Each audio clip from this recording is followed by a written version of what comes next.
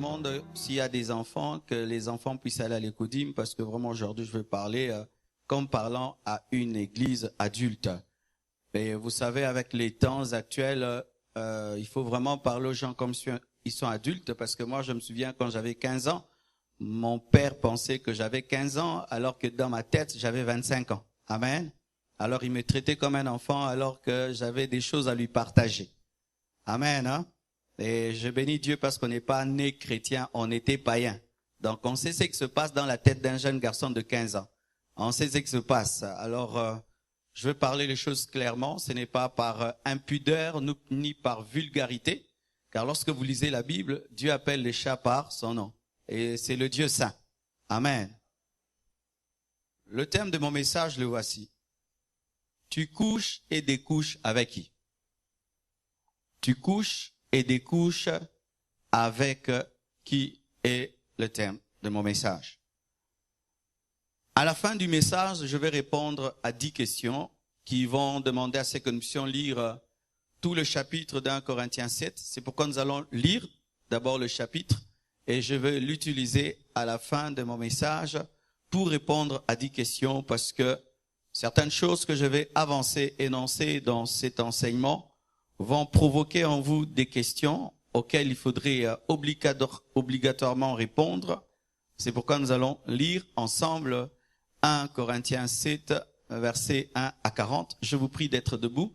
Je veux lire, vous allez suivre dans vos Bibles. Amen.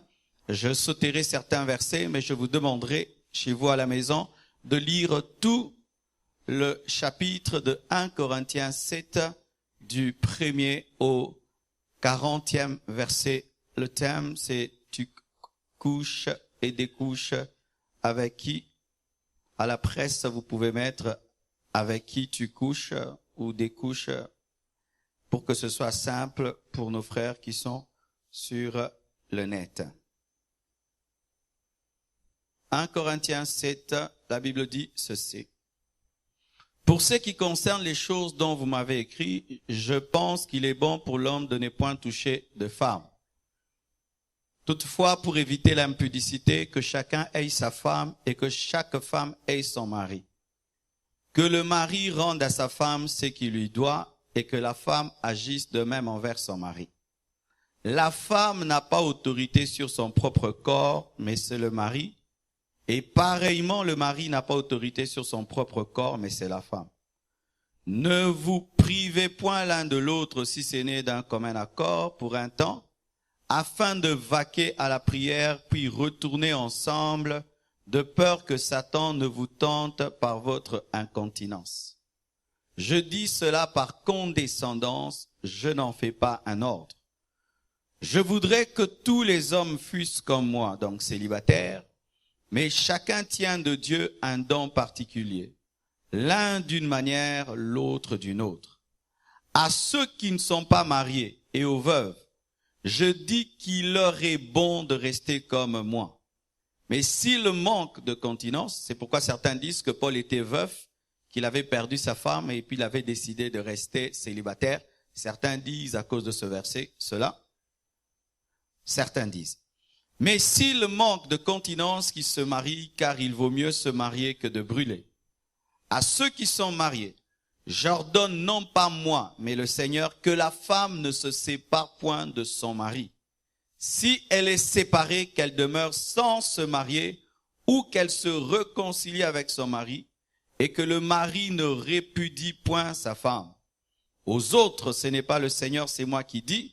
Si un frère a une femme non croyante et qu'elle consente à habiter avec lui, qu'il ne la répudie point. Et si une femme a un mari non croyant et qu'il consente à habiter avec elle, qu'elle ne répudie point son mari. Car le mari non croyant est sanctifié par la femme et la femme non croyante est sanctifiée par le frère. Autrement, vos enfants seraient impurs tandis que maintenant ils sont saints. Si le non-croyant se sépare, qu'il se sépare. Le frère ou la sœur ne sont pas liés dans ces cas-là. Dieu nous a appelés à vivre en paix. Car que sais-tu, femme, si tu sauveras ton mari, ou que sais-tu, mari, si tu sauveras ta femme? Seulement que chacun marche selon la part que le Seigneur lui a faite, selon l'appel qu'il a reçu de Dieu. C'est ainsi que je l'ordonne dans toutes les églises. Quelqu'un a-t-il été appelé étant circoncis? Qu'il demeure circoncis. Quelqu'un a-t-il été appelé à étant incirconcis? Qu'il ne se fasse pas circoncire. La circoncision n'est rien, et l'incirconcision n'est rien, mais l'observation des commandements de Dieu est tout. Que chacun demeure dans l'état où il était lorsqu'il a été appelé. As-tu été appelé étant esclave? Ne t'en inquiète pas, mais si tu peux devenir libre, profites-en plutôt. Car l'esclave qui a été appelé dans le Seigneur est un affranchi du Seigneur. De même, l'homme libre qui a été appelé est un esclave de Christ. Vous avez été rachetés à un grand prix, ne devenez pas esclaves des hommes. Que chacun, frère, demeure devant Dieu dans l'état où il était lorsqu'il a été appelé. Pour ce qui est des vierges, je n'ai point d'ordre du Seigneur, mais je donne un avis comme ayant reçu du Seigneur miséricorde pour être fidèle. Voici donc ce que j'estime bon à cause des temps difficiles qui s'approchent. Il est bon à un homme d'être ainsi. Es-tu lié à une femme? Ne cherche pas à rompre ce lien. N'es-tu pas lié à une femme? Ne cherche pas une femme. Si tu t'es marié, tu n'as point péché. Et si la Vierge s'est mariée, elle n'a point péché. Mais ces personnes auront des tribulations dans la chair, et je voudrais vous les épargner. Voici ce que je dis, frères. C'est que le temps est court, que désormais ceux qui ont des femmes soient comme n'en ayant pas. Ceux qui pleurent comme ne pleurant pas. Ceux qui se réjouissent comme ne se réjouissant pas. Ceux qui achètent comme ne possédant pas. Et ceux qui usent du monde comme n'en usant pas, car la figure de ce monde passe. Or, je voudrais que vous fussiez sans inquiétude. Celui qui n'est pas marié s'inquiète des choses du Seigneur, des moyens de plaire au Seigneur. Et celui qui est marié s'inquiète des choses du monde, des moyens de plaire à sa femme. Il y a de même une différence entre la femme et la vierge. Celle qui n'est pas mariée s'inquiète des choses du Seigneur, afin d'être sainte de corps et d'esprit, et celle qui est mariée s'inquiète des choses du monde, des moyens de plaire à son mari. Je dis cela dans votre intérêt. Ce n'est pas pour vous prendre au piège, c'est pour vous porter à ce qui est bienséant et propre à vous attacher au Seigneur sans distraction. Si quelqu'un regarde comme déshonorant pour sa fille de dépasser l'âge nubile, c'est-à-dire l'âge où on doit se marier, et comme nécessaire de la marier, qu'il fasse ce qu'il veut, il ne pêche point qu'on se marie. Mais celui qui a pris une ferme résolution sans contrainte et avec l'exercice de sa propre volonté et qui a décidé en son cœur de garder sa fille vierge, celui-là fait bien. Ainsi, celui qui marie sa fille fait bien, et celui qui ne la marie pas fait mieux. Une femme est liée aussi longtemps que son mari est vivant, mais si le mari meurt, elle est libre de se marier à qui elle veut, seulement que ce soit dans le Seigneur. Elle est plus heureuse néanmoins si elle demeure comme elle est, suivant mon avis. Et moi aussi, je crois avoir l'Esprit de Dieu. Quand vous lisez un tel passage, vous sentez que la Bible pousse les gens à se marier? Vous sentez que la Bible interdit? La Bible est équilibrée. Si tu dois te marier, marie-toi. Si tu as reçu un don de rester seul, reste seul. C'est ça que la Bible dit. C'est ça que la Bible dit. C'est-à-dire qu'au milieu de nous, il y a certaines personnes ici qui ont un don de ne pas se marier. Elles, en se mariant, vont se compliquer la vie parce que Dieu t'a fait pour être seul. C'est comme les voitures de sport qui n'ont que 2 places. Si tu mets 4 personnes, tu abîmes le moteur. Maintenant, si tu as un camion, tu veux seulement 2 places. Tu ne veux pas utiliser les places, la cargaison. Tu perds les carburants pour rien. Chacun a sa destinée. Dans l'église, on ne pousse pas les gens d'abord à se marier, mais à découvrir leur appel et répondre à leur appel. Que Dieu bénisse. Asseyez-vous, s'il vous plaît. J'espère que tous les enfants sont sortis. Amen. Gloire à Dieu. Tu couches et découches avec qui? Bien-aimés frères et sœurs, il y a tellement de choses à dire.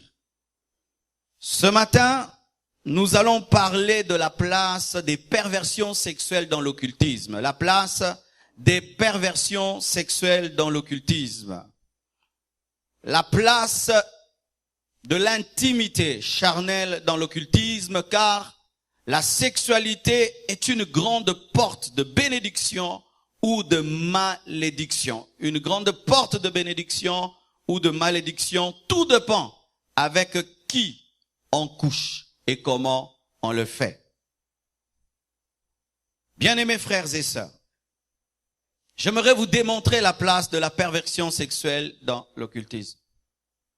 Dans l'occultisme, les perversions sexuelles sont une forme d'adoration. Une forme d'adoration à Satan.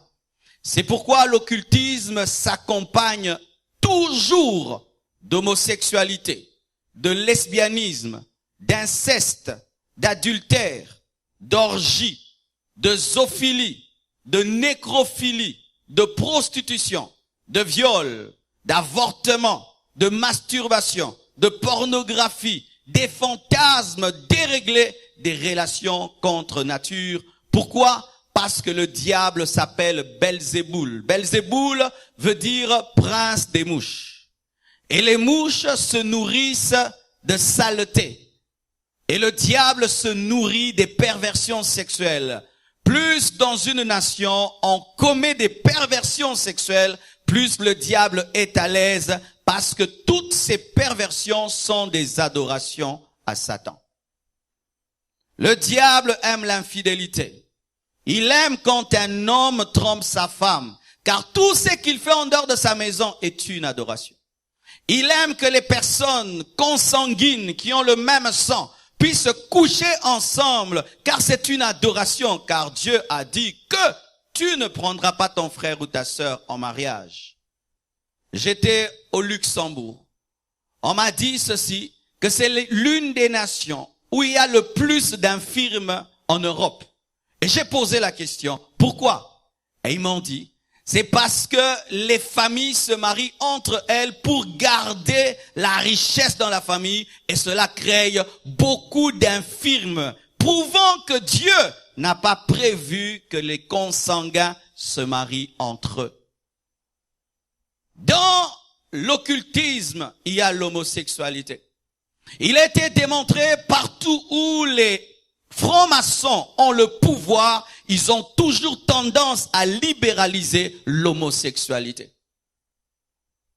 Partout où il y a la franc-maçonnerie, on a tendance à prendre des lois, des décisions pour libéraliser l'homosexualité. Et je vous assure, frères et sœurs, les Illuminati, les francs-maçons sont aussi au Congo. Autant ils travaillent dans les nations étrangères pour établir des lois qui libéralisent l'homosexualité, ils vont chercher à le faire dans cette nation et les pasteurs doivent accepter d'aller en prison. Je vous dis devant Dieu, le jour où dans ce pays on dira de ne pas prêcher contre l'homosexualité, ce sera le jour où je prêcherai contre l'homosexualité et je dirai réservez-moi une chambre en prison et j'irai avec tous les frères de la compassion qui veulent m'y accompagner. Et comme ça, ensemble, nous allons faire la compassion à Makala. Alléluia. Est-ce que vous êtes prêts pour la guerre? Alléluia. Bien-aimés frères, je crois que prêcher, ce n'est pas seulement dire des bonnes choses, mais c'est de défendre la vérité. Et la vérité, c'est qu'il n'y a pas de mariage entre homme, et femme, ce n'est pas biblique. Sachez même que Satan lui-même qui pousse les gens vers l'homosexualité n'est pas homosexuel, car le serpent n'est pas allé vers Adam, il est allé vers Ève.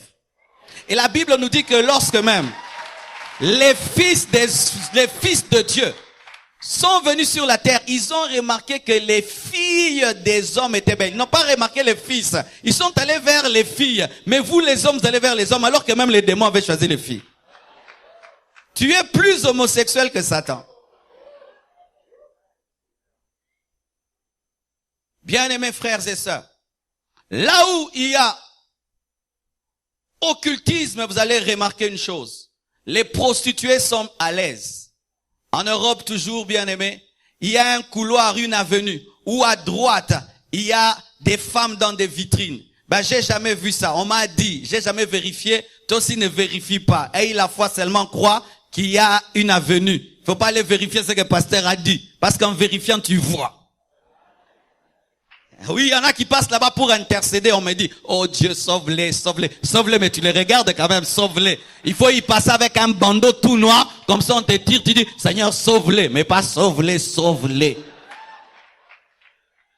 Mais vous vous imaginez dans un pays, on met des femmes nues derrière des miroirs, pas les beignets, pas les chaussures. Non, les femmes. Quel niveau de perversion! Et vous regardez au fond, il y a l'athéisme, il y a l'occultisme. Et quand une nation congolaise qui est remplie de pudeur, vous voyez de plus en plus des filles qui se tiennent sur le boulevard. Avant, c'était vers 0h. Elles ont commencé à changer l'heure. C'est maintenant 23h. Maintenant, 22h. Maintenant, 20h. Thibaut signé, bisson à 6h. Avant, elle s'est cachée. Maintenant, elle se cache plus. L'horaire commence à changer. Pourquoi? Parce que l'occultisme commence à gagner du terrain. L'occultisme s'accompagne toujours des perversions. Voyez un homme sérieux qui a étudié, mais qui la nuit entre dans la chambre de sa fille et couche avec sa fille. Pourquoi? Parce que les démons lui disent de le faire. Voyez un jeune enfant qui est sorcier, mais qui veut coucher avec sa maman, qui envoûte sa maman pour connaître sa maman, qui vient vers sa propre maman. Que des choses se passent dans les maisons des occultistes. Et il y a un mot que j'ai cité, orgie, que vous devez comprendre parce que je vais utiliser un passage qui en parle. L'orgie, c'est lorsque plusieurs hommes et plusieurs femmes, dans un même endroit, ont des relations intimes. Orgie. En Rome, cela se faisait comment? Ils mangeaient jusqu'au point de tomber dans la gloutonnerie et ils allaient même mettre le doigt dans la bouche pour vomir et manger encore. C'était dans le domaine de la gloutonnerie, mais l'orgie aussi, c'est dans le domaine de la sexualité, où plusieurs hommes, plusieurs femmes le font au même endroit. Et lorsqu'on était des païens, on donnait ça à un an, sangana, où tu vois 3, 4, 5 filles, on mélange les copines et on le fait. Sachez que lorsque vous le faites, vous adorez Satan. Dans les cultes sataniques, lorsque l'onction satanique atteint son comble, il tombe dans l'orgie. C'est pourquoi beaucoup de groupes de musiciens que vous voyez là, les danseuses, les musiciens, il y a un moment dans l'occultisme où ils se mélangent pour qu'il y ait unité de leur groupe. Et on voit des sœurs qui veulent chanter dans un groupe musical, des enfants de Dieu qui veulent chanter dans un groupe musical, disant que ce n'est que de la musique. Ce n'est pas que de la musique, il y a l'adoration du diable là-bas. Où le leader du groupe doit coucher avec toutes les danseuses. Si tu veux être danseuse, il doit coucher avec toi. Non pas parce qu'il t'aime, c'est un rituel satanique. Des orgies. D'autres couchent même avec des animaux. On appelle ça zoophilie. Tu vois quelqu'un qui aime son chien et tu penses qu'il aime bien son chien, il l'entretient. Il peut lui acheter tout et vous oubliez vous. Parce que ce chien, ce n'est pas un chien, c'est son mari. C'est son mari. La zoophilie. Mais il y a une pire des pratiques dans l'occultisme qu'on appelle nécrophilie. C'est le fait de coucher avec les morts. Quelqu'un meurt. Il va la nuit, il paye l'argent à la morgue, il entre dans la morgue pour coucher avec un mort. Certains même qui travaillent à la morgue le font. Oui, le font. Couche avec des filles jolies qui meurent et il fait encore des fiers. Des vrais sorciers. Des vrais sorciers. Es-tu déjà allé à la morgue? Je suis déjà allé à la morgue une fois, afin de prier pour que quelqu'un ressuscite. Et je l'ai cherché. Ils sortent des tiroirs tout nus. Ils sortent des tiroirs bizarres. Vraiment, c'est affreux. Tu ne peux pas. Un homme normal ne peut pas. Mais comment est-ce que tu peux? Tu dois être rempli des démons pour pratiquer la nécrophilie. Et il y a quelqu'un qui pose la question, quand tu allais ressusciter, est-ce qu'il est ressuscité? Je l'ai essayé avec des gardiens incrédules et un ami incrédule et ça n'avait pas marché. Mais j'essaierai un jour encore.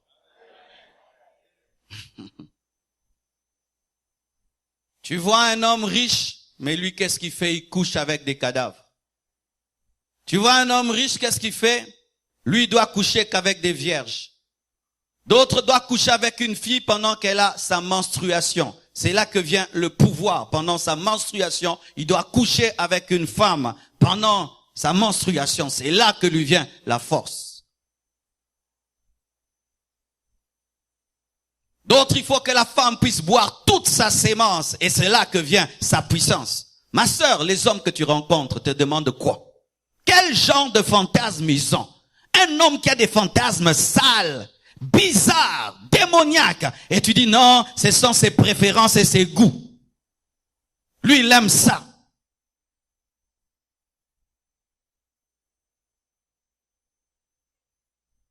L'occultisme amène l'avortement. Parce que dans la parole de Dieu, il y a un démon qui s'appelle Moloch. Moloch, lui, il est spécialisé dans un culte. Il demande aux femmes de lui offrir leur enfant. C'est-à-dire une mère en couche et doit prendre son enfant et le brûler vivant. L'enfant est en train de pleurer, de crier. Et la mère offre son enfant ainsi. Il en est de même avec l'avortement. Avez-vous déjà suivi le film Le Cri silencieux, où on montre comment est-ce que les enfants dans le ventre de leur mère esquivent même les bistouris, crient pendant qu'on veut les tuer. On appelle ça le cri silencieux de l'enfant, un cri réel, mais qu'on ne peut entendre. Mais tu as avorté une fois, 2 fois, 3 fois, 4 fois. Tu as fait avorter 2 fois, 3 fois, 4 fois. Tu as sacrifié des enfants. Et tu as sacrifié tes propres enfants. Es-tu différent d'un sorcier? Es-tu différente d'une sorcière?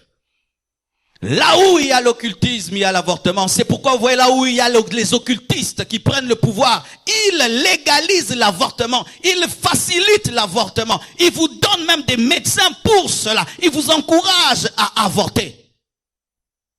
Mais moi je dis même, si on t'a violé, garde le bébé. Il peut devenir un grand homme, un grand prophète. Là où il y a l'occultisme, il y a des relations contre nature. Parce que Satan se nourrit de péché. Il se nourrit de saleté. Il est beau, il est parfumé. Mais il est sale parce qu'il fait des choses comme un cochon.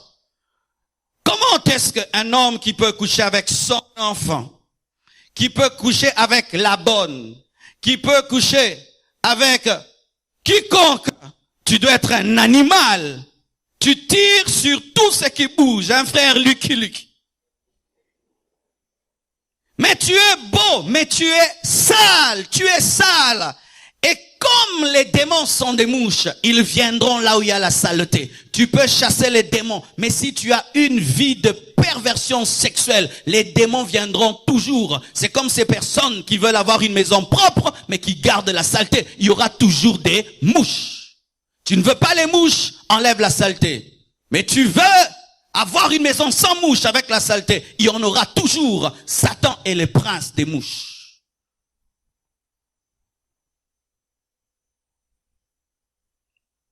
La Bible dit dans 1 Corinthiens 10, versets 7 à 8.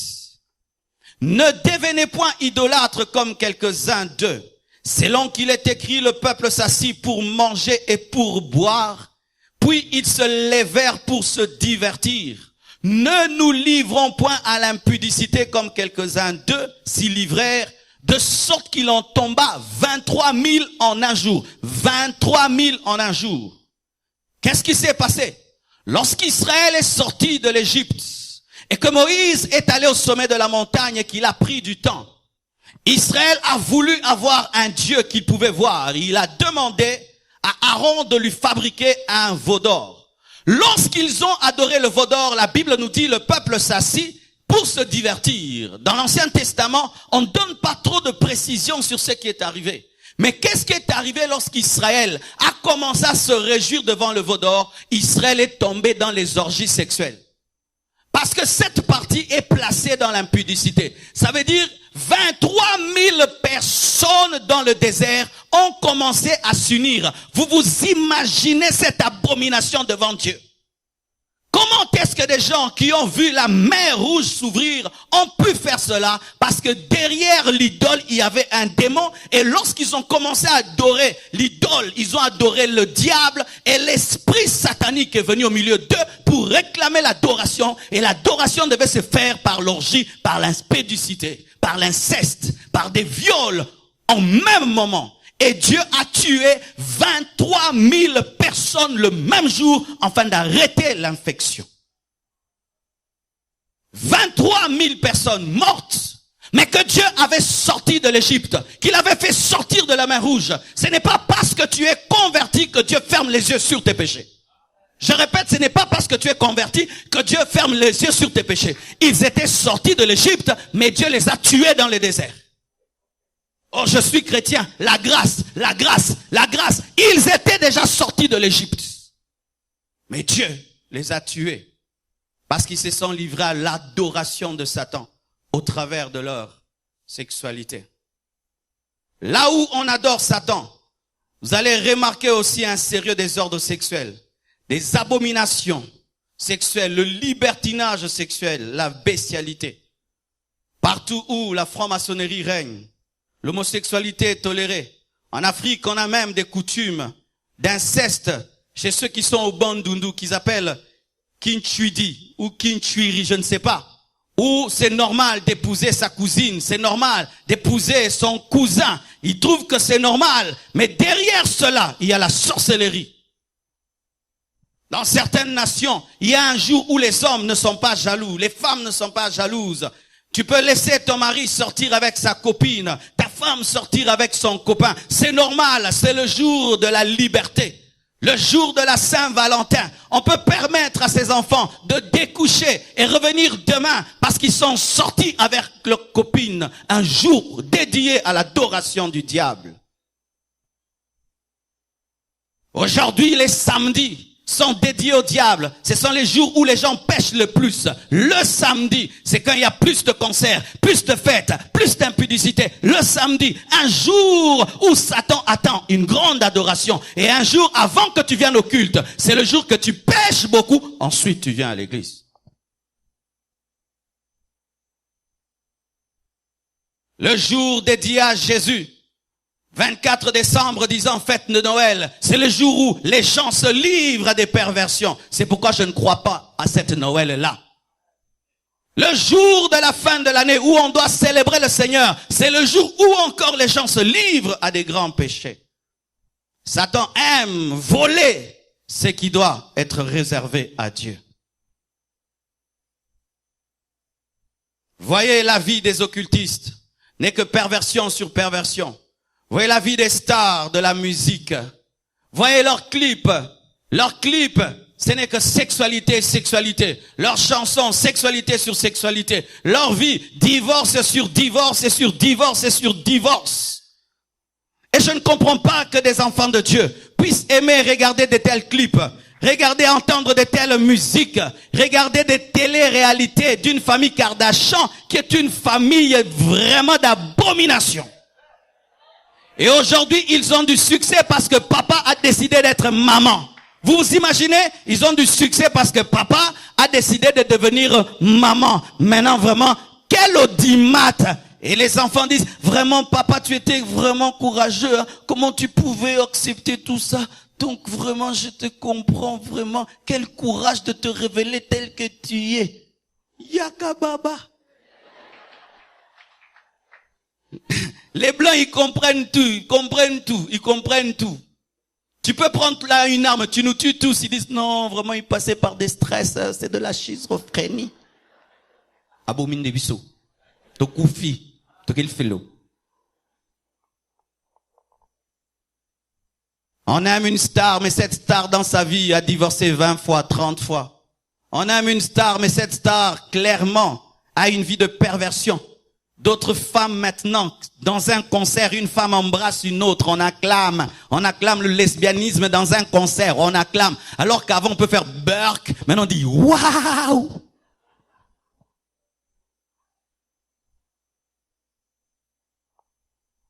Pourquoi est-ce qu'on utilise les stars de la musique, on utilise les stars du cinéma? Parce que ce sont des étiquettes de l'occultisme. Ce sont des beaux garçons, des belles filles. Tout le monde veut les ressembler. Ainsi, en cherchant à les ressembler, tu auras une vie de perversion comme eux. Et au travers de ta perversion, Satan recevra la gloire. Satan recevra l'adoration.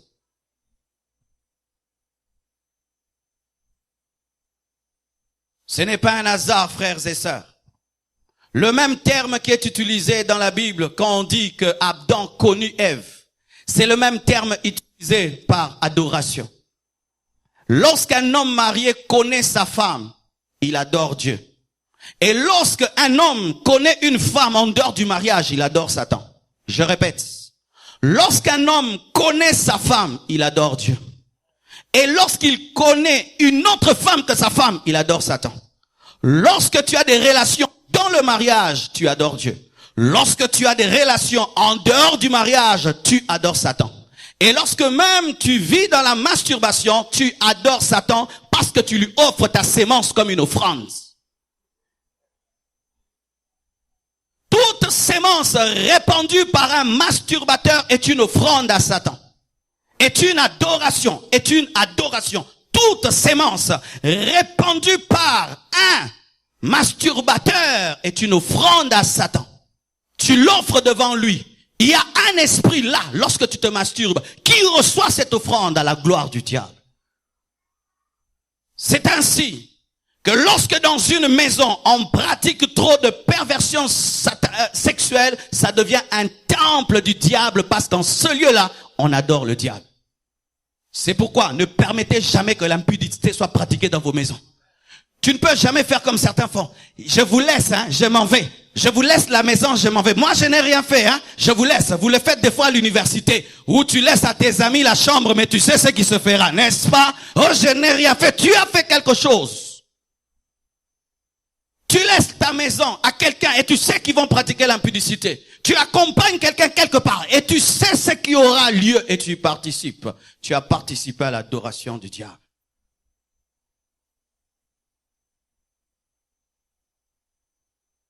Dieu, sachant que le diable se sert des perversions pour amener une adoration à lui, a interdit aux Juifs de se marier, à se marier avec les païens, à se marier avec les païens, les nations étrangères, pour qu'ils ne soient pas infiltrés par les démons au moyen de la sexualité. C'est pourquoi dans Exode 34, versets 12 à 16, la Bible dit ceci. Garde-toi de faire alliance avec les habitants du pays où tu dois entrer, de peur qu'il ne soit un piège pour toi. Au contraire, vous renverserez leurs autels, vous briserez leurs statues et vous abattrez leurs idoles. Tu ne te prosterneras point devant un autre Dieu, car l'Éternel porte le nom de jaloux. Voici un nouveau nom de Dieu que souvent on ne connaît pas. Dieu s'appelle jaloux. Dieu n'est pas jaloux, il s'appelle jaloux. Oh, donnez-moi l'amen. La Bible dit, tu ne te prosterneras pas devant d'autres dieux, car ton Dieu s'appelle jaloux. Et il est un Dieu jaloux. Avant d'être un Dieu jaloux, son nom c'est jaloux. Quand tu adores jaloux, qui ne peut pas céder ta vie avec le diable, avec le monde, avec le péché. Il s'appelle jaloux. Lorsque tu sens dans ta vie qu'il commence à avoir des tolérances et des compréhensions du péché, ce n'est pas Dieu, parce que Dieu s'appelle jaloux. Il n'est pas seulement El Shaddai, il n'est pas seulement Jéhovah Jireh, celui qui pourvoit, il est aussi jaloux. Il s'appelle jaloux, jaloux, jaloux, jaloux. Ton corps est le temple du Saint-Esprit. Lorsque tu le livres d'impudicité, Dieu est jaloux parce qu'il s'appelle jaloux. Et il dit ceci. Garde-toi de faire alliance avec les habitants du pays par le mariage, de peur que, se prostituant à leur Dieu et leur offrant des sacrifices, ils ne t'invitent et que tu ne manges leurs victimes, de peur que tu ne prennes de leurs filles ou tes fils, et que leurs filles, se prostituant à leurs dieux qui sont des démons, n'entraînent tes fils à se prostituer à leurs dieux qui sont des démons. C'est pourquoi il est strictement interdit à un enfant de Dieu d'épouser un païen. Je répète, il est strictement interdit à un enfant de Dieu d'épouser un païen. Je suis en train de répéter.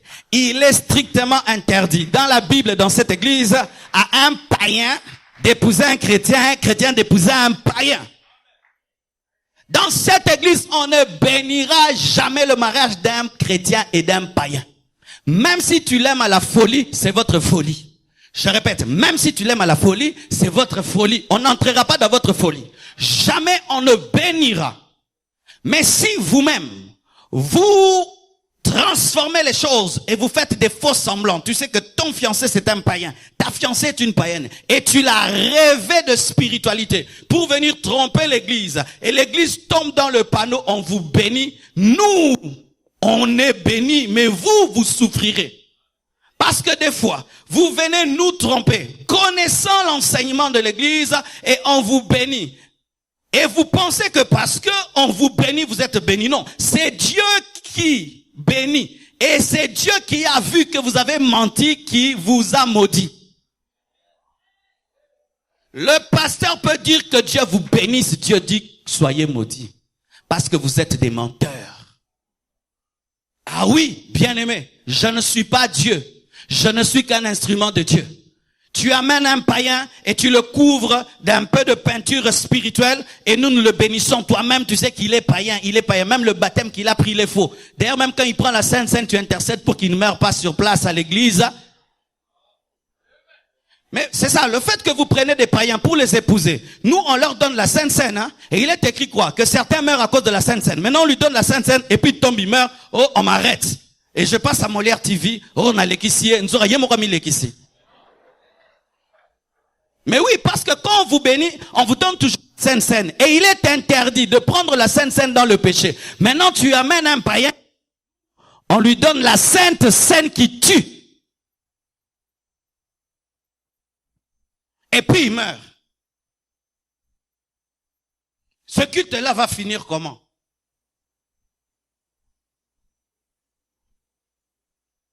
Certains vont dire, non, pasteur, je suis pas d'accord avec toi. C'est dans l'Ancien Testament que Dieu interdisait à Israël d'épouser les Jébusiens et les Amoréens. Nous sommes au temps de la grâce. Nous pouvons les épouser, car la Bible dit, allez faire de toutes les nations mes disciples. Les nations représentent le monde, ce sont les païens. Moi, le Seigneur m'a dit d'aller en évangélisation. Oui, voici pour toi qu'il y a toujours des versets. Un autre verset. Dans le Nouveau Testament maintenant. 2 Corinthiens 6, versets 14 à 18. Ne vous mettez pas avec les infidèles sous un joug étranger. Car quel rapport y a-t-il entre la justice et l'iniquité? Ou qu'y a-t-il de commun entre la lumière et les ténèbres? Quel rapport y a-t-il entre Christ et Bélial?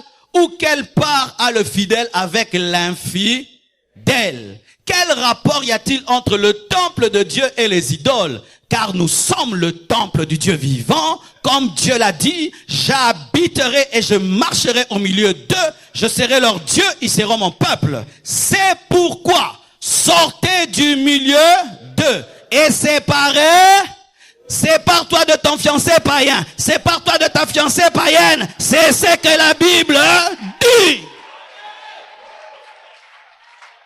Et séparez-vous, dit Marcelo, non, dit le Seigneur. Ne touchez pas à ce qui est impur et je vous accueillerai. Je serai pour vous un père. Vous serez pour moi des fils et des filles, dit le Seigneur Tout-Puissant. Même à l'église, au temps de la grâce, on ne peut pas épouser une païenne ou un païen, car la Bible dit, qui sait si tu le sauveras ou elle te sauvera? Qui sait? C'est-à-dire, il y a point d'interrogation, il n'y a pas point de confirmation ou point d'exclamation. Qui sait? À une question, des fois, on ne peut répondre. C'est-à-dire que tu peux dire, je me marie à cet homme pour le convertir et il ne se convertit jamais. Jamais de jamais. N'est-ce pas qu'il y a des gens jusqu'à la fin, le mari s'est jamais converti? Jamais. Maintenant, toi, tu sais que c'est un païen, tu vas en évangélisation. Est-ce que toute croisade marche? Est-ce que toute croisade marche? Peut-être que ta croisade va échouer, mais c'est toi qui seras évangélisé. Alléluia. Maintenant, bien-aimés frères et sœurs, c'est pourquoi nous parlons avec qui tu couches et avec qui tu découches. Car celui avec qui tu couches a le pouvoir de fermer ou d'ouvrir les portes aux démons dans ta vie. Je donne un exemple. Si un jeune garçon a une vie d'impudicité, lorsqu'il couche avec des filles, il ouvre des portes aux démons. Quand il se marie, il arrête cette vie-là. Le fait de se marier, ça ferme les portes à l'ennemi parce que là, il a une intimité protégée. Amen. Mais si tu le fais en dehors, la personne avec laquelle tu le fais ouvre la porte aux démons dans ta vie. Et écoutez ceci, mes frères et sœurs. Lorsqu'on dit avec qui, ce n'est pas seulement la personne, mais aussi l'esprit, car derrière toute personne, il y a un esprit ou des esprits. Quand on dit avec qui, ce n'est pas seulement une personne, mais avec quel esprit? La Bible nous dit que celui qui s'attache avec Christ devient avec lui un même esprit. C'est pourquoi nous devenons des chrétiens. Maintenant, écoutez ceci. Très important. Dans Genèse 6, versets 2 à 8, nous voyons à quel point il est possible par un transfert sexuel de détruire toute une génération. Toute une génération. Dans Genèse 6, versets 2 à 8, on nous dit ceci. Les fils de Dieu virent que les filles des hommes étaient belles. Ils descendirent, ils couchèrent avec eux. Et quand ils ont couché avec elles, plutôt, ces femmes ont accouché des enfants qui avaient des tailles phénoménales. Une taille phénoménale. 3 mètres, 4 mètres, 5 mètres comme des Goliaths. Et dans leur génération, ces enfants étaient traités comme des petits dieux. Ils avaient des pouvoirs. On les appelle les Néphilim. Des hommes à moitié démons, à moitié hommes. Et ce sont eux qui ont amené la méchanceté sur la terre. Et c'est à cause de cette méchanceté que Dieu a décidé de recommencer tout. Pourquoi est-ce que Dieu a décidé d'envoyer les déluges? Parce que l'humanité était infectée par une sémence démoniaque. Mais écoutez ceci. Lorsque les démons sont venus, c'est sûr qu'ils ont pris corps afin de s'unir à ces femmes. Mais ces femmes, lorsqu'elles se sont unies à ces hommes, ce n'était pas que des hommes, c'était des esprits. Et la preuve, ce sont les genres d'enfants qu'ils ont engendrés. Des enfants foncièrement mauvais comme leur père. Et Dieu décide de tout détruire. Mais il préserve qui? Noé, parce que Noé n'a pas été infecté. Je déclare au nom de Jésus, dans cette infection de péché, tu seras Noé. Dans cette infection du péché, tu seras Noé. Je dis dans cette infection du péché, tu seras Noé. Dans cette épidémie de divorce, toi tu ne divorceras pas. Dans cette épidémie d'impudicité, tu ne tomberas pas. Dans cette épidémie d'homosexualité, tu ne tomberas pas. Au nom de Jésus-Christ de Nazareth. Et j'aimerais dire aux Africains, le monde vous attend pour aller leur prêcher que l'homosexualité c'est un péché, le lesbianisme c'est un péché. Et vous devez accepter d'aller même en Europe pour être emprisonné. Moi je suis prêt même qu'on refuse le visa. On a entendu tes prédications sur YouTube, tu es homophobe. Je ne suis pas homophobe. Je suis démonphobe, péchéphobe, adultérophobe. J'aime les homosexuels, mais je suis contre l'homosexualité. Et Dieu peut libérer un homosexuel. Alléluia. Tu seras Noé. Lorsque toute la terre sera sous l'emprise du mal, Dieu te mettra à part, car tu es l'église. Il est possible pendant que le monde pourrit d'être différent.